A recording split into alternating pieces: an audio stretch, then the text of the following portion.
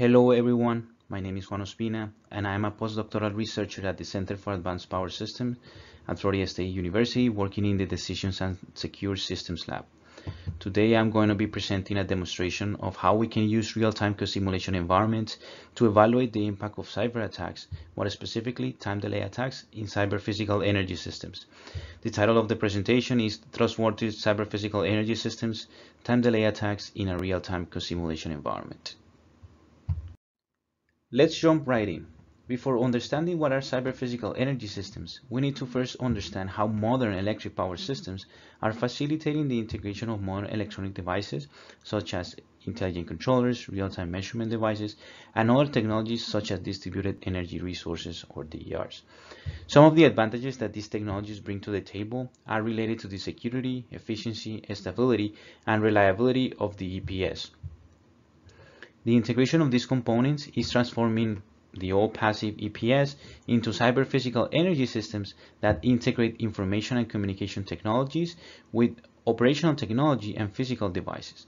So as time goes on and more novel technologies get introduced, cyber-physical energy systems are becoming more complex to study and analyze.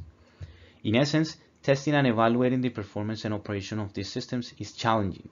It is very hard to test scenarios or novel controllers on real sections of the systems since service cannot be interrupted or degraded for these purposes. Or we can risk also damaging real equipment by evaluating cyber attack or fault scenarios that can put in danger these assets. So one excellent alternative to using the real system is the use of real-time co-simulation testbeds for evaluating the operations of cyber-physical energy systems. So in order to understand how to perform real-time co-simulation of cyber-physical energy systems, we must first understand how to model the different components that make up the CPES. These components can be divided into two different layers, the cyber system layer and the physical system layer.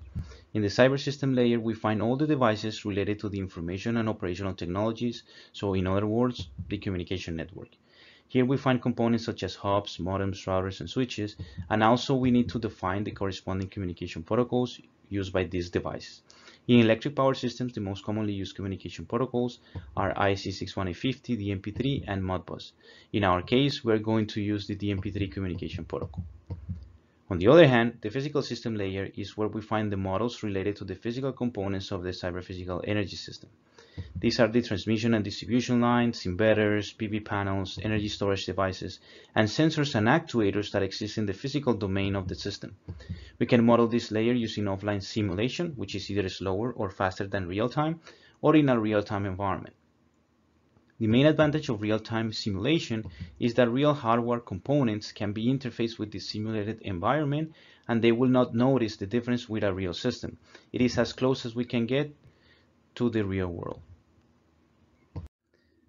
In this demonstration, we focus on presenting the impacts that a time delay attack has on a microgrid system, which can be considered as a cyber-physical energy system.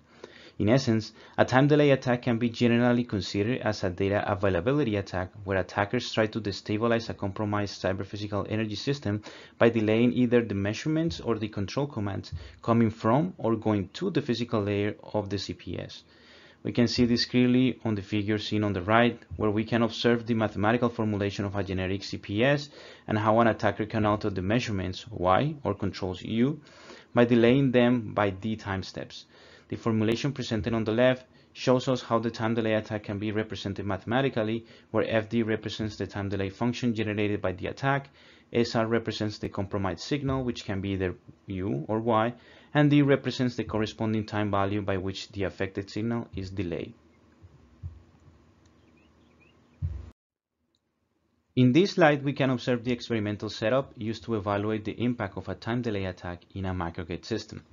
The physical layer of our microgrid was modeled in a real-time environment using OpenRT and eMegaSim, while our cyber layer or communication network was modeled using Exata CPS.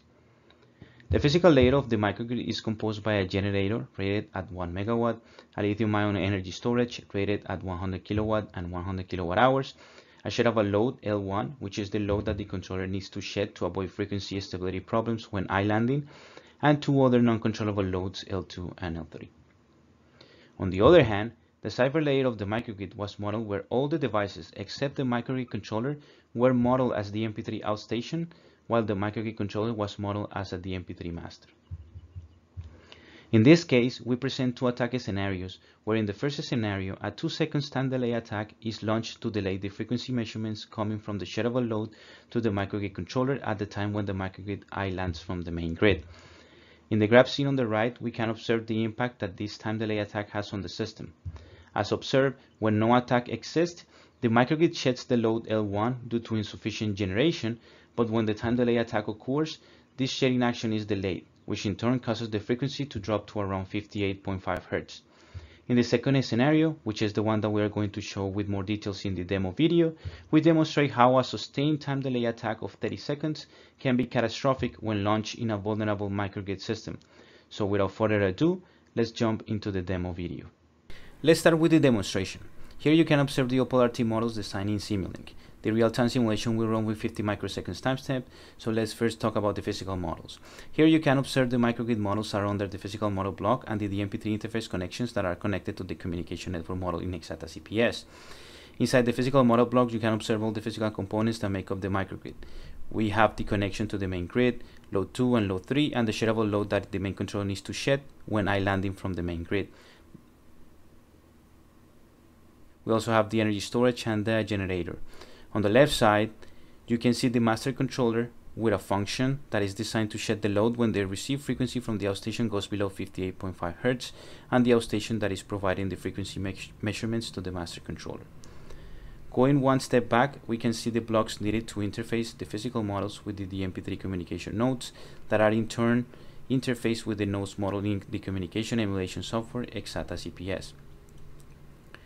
Now let's see the console of the experimental setup. In the console is where we are going to measure the frequency of the microgrid and all related measurement values such as the state of charge of the energy storage, the power output of generation, and other. Here is where also we are going to observe the impact of the time delay attack has in the frequency of the microgrid system. Now let's see the cyber layer or communication network, modeled in Exata CPS. Here you can see all the nodes in the system, but the ones that we're going to focus in these demonstrations are node 1 and node 2. Node 1 being the master controller and node 2 the outstation of the shareable load. Let's start with the real-time co-simulation of the microgrid. First, we fire up the emulation of the communication in Exata CPS, and as you observe, all the nodes are reachable by the master controller. Now at the same time, let's load and compile the physical model of the microgrid in RTLab.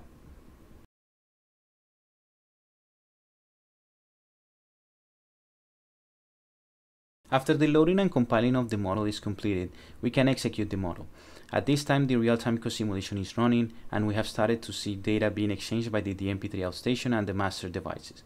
Currently, our microgrid is connected to the main grid, so you can see that the frequency measured does not vary and the breaker of the shareable load is connected. This is represented by the number 1 shown in the top block. Let's check the measurements in the scope. As you can see, the frequency is not very much since we are still connected to the main grid. Now let's island the microgrid from the main grid, and let's observe how this changes the stability.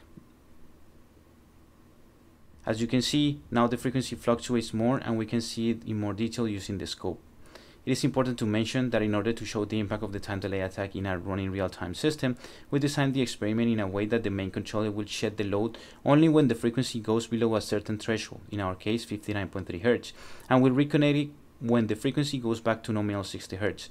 We understand that this may not be the way microgrid protection works in a real scenario, but for demonstration purposes, we designed the experiment in this way, so we can clearly show how well a time delay attack can affect the system and not permit the controller to shed the load due to the delay of the measurements received.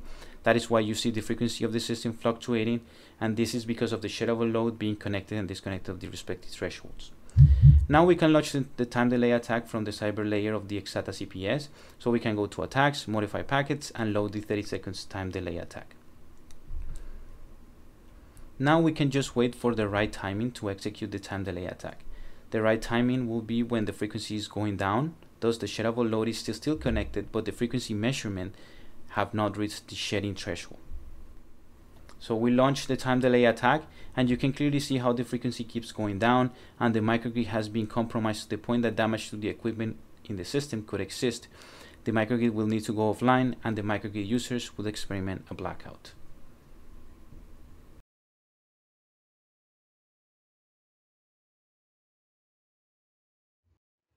So, as discussed in our presentation and demonstration, cyber-physical energy systems are complex systems, and real-time co-simulation environments can be very effective tools to evaluate their operation.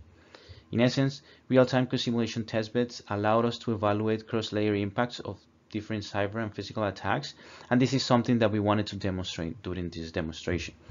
More specifically, our demonstration focused on demonstrating the potential impacts a time delay attack can have on cyber-physical energy systems such as vulnerable microgrid systems. With this, we end our demonstration. Thank you very much for your time, and for more information, please feel free to contact us or visit us at the following link. Have a great day.